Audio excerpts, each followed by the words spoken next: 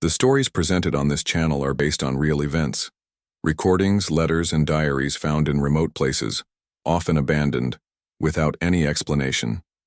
Fragments of something bigger, records left by people who may never have returned. The Quar. Accounts have been adapted to make them easier to understand and to reconstruct the events as faithfully as possible. What you are about to hear is only part of what should never have been discovered.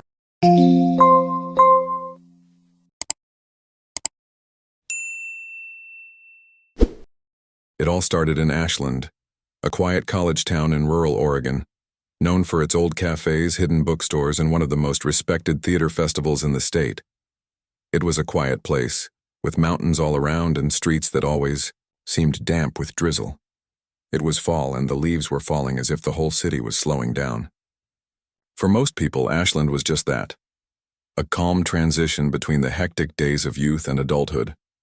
But for Tyler, Emma, and Josh, Ashland was a starting point, and perhaps without them realizing it, the last place where they would feel truly safe. The friendship between the three formed on campus in their first semesters at college. They came from different places, different backgrounds, but they found some kind of shelter in each other. The movie theater on the second floor, the late-night meetings in the library, the secret coffees during finals. All this built up a silent intimacy, the kind that can't be explained, only shared. With graduation came difficult choices. Tyler wanted to travel. Emma was thinking about starting a master's degree. Josh didn't talk much about the future. He seemed more concerned with the present, or perhaps with what had already happened. After a few weeks apart, it was Tyler who suggested the trip. One last weekend together, before everyone went off to live their own story. Just the three of us. A secluded place, no internet, no clocks, no one charging anything. Just like old times. Emma agreed out of loyalty, Josh out of curiosity. The name Hollow Creek came up in a seemingly banal conversation in a cafe near the central square. Tyler said he'd overheard two men talking about the resort. One of them mentioned that it was one of the last, really unspoiled places, a kind of natural refuge, where time didn't seem to work like it did in other places. There was no website, just a landline number, a simple email, and a direct reply confirming the booking. No requirement to pay in advance, just instructions to follow a country road after leaving the cell phone signal behind. "It must be a pretty rootsy place," Emma commented, half laughing.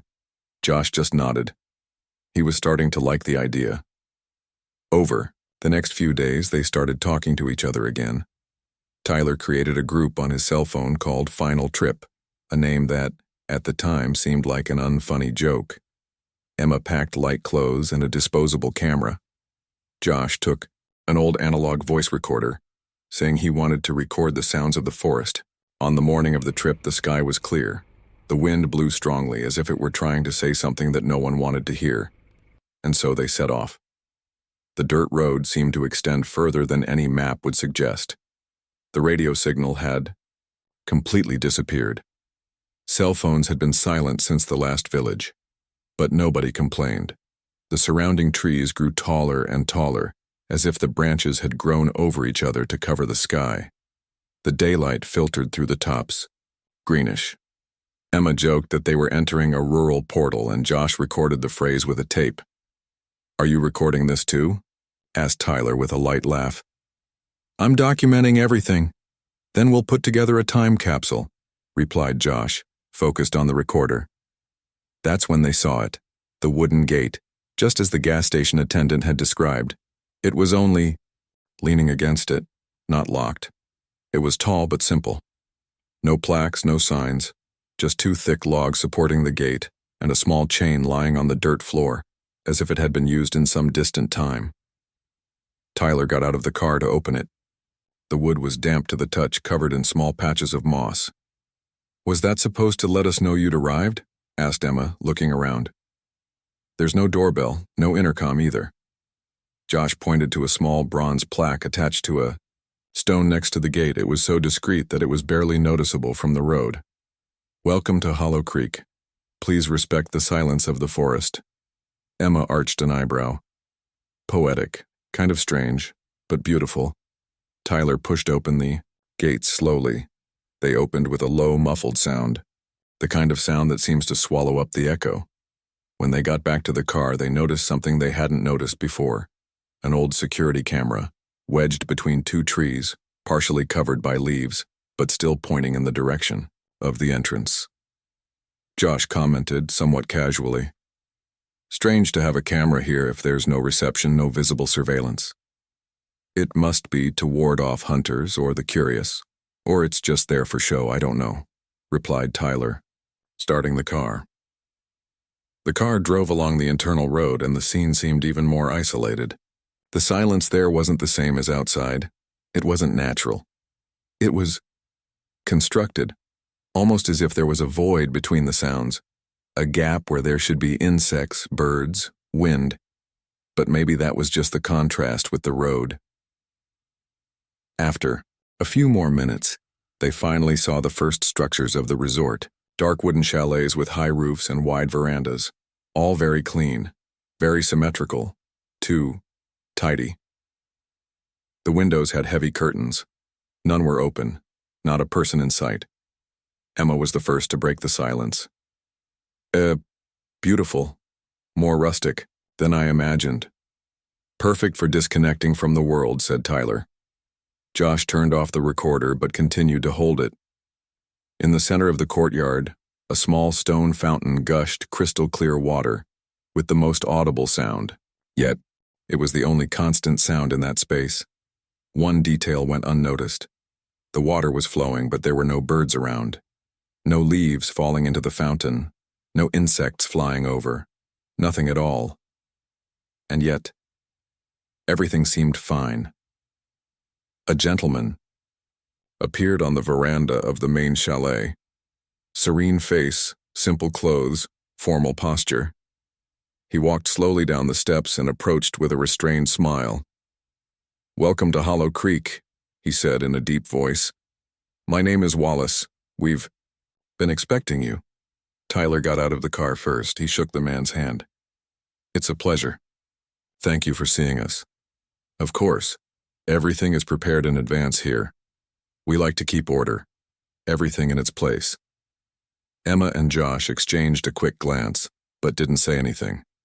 The host seemed kind, just a little too methodical. "Can I help you with your bags?" "No need, we can handle it," said Josh. Mr. Wallace held out an old key to each of them. An iron key, heavy, with hand-stitched leather tags. "Everyone will have their own chalet. We think it's important for guests to maintain their individuality, even in a group." No one questioned it. It was just a curious detail. Nothing more. The sun was already beginning to hide behind the dense forest when a bell rang in the distance with a short, punctual metallic sound. It was neither loud nor urgent, but clear enough for everyone to hear. It rang exactly 3 times. Emma, who was unpacking her clothes in the cottage, looked out of the window. Josh had already left his, the tape recorder hanging around his neck. Tyler appeared soon after, straightening his jacket with his hands in his pockets. "Dinner at 6. It's like boarding school," he commented, half laughing. The main chalet seemed like a different place at night. The warm lights in the windows created long shadows on the lawn. There was a soft soundtrack playing inside. Classical instrumental music, maybe Debussy or something. Not too loud. Not too low. Exactly. Proportional. Dinner took place in a rectangular room with a long wooden table in the center, set with silverware, linen napkins and lit candles. In the corner, an older man in a dark apron finished serving the dishes. Mr. Wallace was waiting for them at the head of the table with the same controlled smile. "Good evening. We hope you like the chalets." "Yes, they're amazing," replied Emma, looking around. "All very detailed. Here we value offering a truly secluded experience. No outside distractions, just the essentials." The 3 of them sat down. There were seats marked with their names written in ancient calligraphy on white cards firmly supported by metal brackets. Emma noticed that the names were spelled correctly, including her surname, which they always got wrong. "Wow, how did you know her last name?" whispered Tyler, amused. Mr. Wallace answered before anyone could hide their doubt. When we receive a reservation, we make a point of getting to know our guests in advance. That way we can offer them exactly what they need. Josh raised an eyebrow, but didn't comment. He just discreetly pressed the recorder button under the table. Mr. Wallace seemed to notice the gesture as he quickly looked away from the tape recorder, but continued to smile. He then raised his glass of wine in front of him. Before we begin, a toast, to order, to silence, to revelation. The three of them looked at each other hesitantly. They toasted. Wallace drank. They just wet their lips. The silence stretched on for a few seconds. The man in the apron collected the platters with slow, precise movements. Outside, the sound of the wind through the trees seemed more present than before. Then the lights flickered, just once. Shortly afterwards, the music stopped. "Is that normal?" asked Tyler, frowning. "Very," replied Wallace. "Hollow Creek is alive. It senses when there's something out of place." Emma felt a shiver run down the back of her neck. Out of line? Sometimes certain guests resist what needs to happen. Before anyone could answer, 3 small wooden boxes were brought to the table. Wallace opened them one by one, revealing objects wrapped in aged cloth. A pocket mirror, a piece of black tape, and a small vial containing something that looked like dried blood. "Each of you will see what you brought with you, what you came here to find." Josh leaned forward, but Emma grabbed him by the arm. "That wasn't in the day program," she said quietly. "Of course it was," Wallace replied firmly. "Just not in the way you expected." Tyler stood up suddenly. "Okay, enough. Is this some kind of staging? Do you film reactions and then sell them online? Is this a game?" Wallace remained seated. Calmly, he removed an envelope from his jacket pocket and placed it on the table, sliding it over to Josh. "You looked harder than you should have. Hidden recorders, microphones. You've upset the balance. But there's still time." Josh opened the envelope. Inside was a single black and white photograph, blurred but clearly taken from a security camera. It was him, lying in bed at the cottage, sleeping. Translated with deepl.com. Free version. Tyler was the first to notice. As dinner continued, he saw the reflection of something moving behind the window curtain. But there was no wind, no trees nearby. Emma moved too, uncomfortably, as if she had remembered something she had forgotten. Josh's tape recorder was still on under the table. He didn't know exactly why. He just felt he needed to keep everything on record. "Did you hear that?" murmured Emma. "What?" Tyler replied, but his voice already sounded absent. Outside, the bell sounded again. 3 rings. Longer. Lower. Wallace looked up. He was still smiling, but something about that smile seemed forced, tense, as if he was waiting for something to start happening. "It's time," he said, standing up. The other guests, until then silent, stood up too. All together, wordlessly. As if they were puppets, Josh suddenly stood up, pulling Emma by the arm. Tyler hesitated for a second, but followed. They ran down the main corridor, pushing open the cottage's double door with force. Outside, the night was filled with a thick fog, and the forest seemed closer than before. The trees were different, more twisted. "The car," whispered Tyler. "They took the car," replied Emma, "the key. It's gone." The only possible direction was the narrow path that Wallace had pointed out on the first day. But now, it seemed to be winding, prolonged. The branches seemed to move slightly, as if they were breathing. "This isn't normal. Nothing here is." They continued walking. Every step was a doubt. Emma felt that something was watching them from all sides. Josh kept his eyes fixed on the ground, as if he was avoiding seeing anything around him. Tyler mumbled nonsensical words, as if struggling to keep his sanity. Further on, a low wooden building came into view. A barn, old and covered in moss. The door was ajar. A dim light flickered inside. They entered. The interior smelled of wet earth, iron, and blood. On the floor, an opening, a trapdoor. Without thinking, Josh pulled. Down below, a stone staircase led into the darkness. A narrow tunnel dug by hand. No light. But there was a wind coming from inside, cold, constant. "We don't have a choice," said Emma, her voice trembling. "It's this, or go back," replied Tyler. They climbed down. Darkness engulfed the three of them. For a long time, all they could hear were footsteps, the sound of breathing, and the claustrophobic sensation of something following them. But always behind, the tunnel seemed endless. And then, the sound. Water. They ran towards it. The tunnel finally opened onto the banks of a river hidden in the middle of the forest. The night was still thick, but there, in the dim light of the moon, they breathed as if for the first time in days. They crossed a makeshift wooden bridge. On the other side, there was a dirt road, almost invisible between the bushes. Josh recognized the tire tracks. It was the same track they had used on their arrival. They walked in silence. The forest behind seemed quieter now, as if it was accepting their departure, or it was just waiting. Hours later, they found a paved road. They asked for help. They were taken to the nearest town. At the police station, they told what they remembered. They showed photos, recorders, and a diary. But nothing made sense to the officers. The next day, the police went to the site. They found only closed forest, no buildings, no sign of a trail, no Wallace.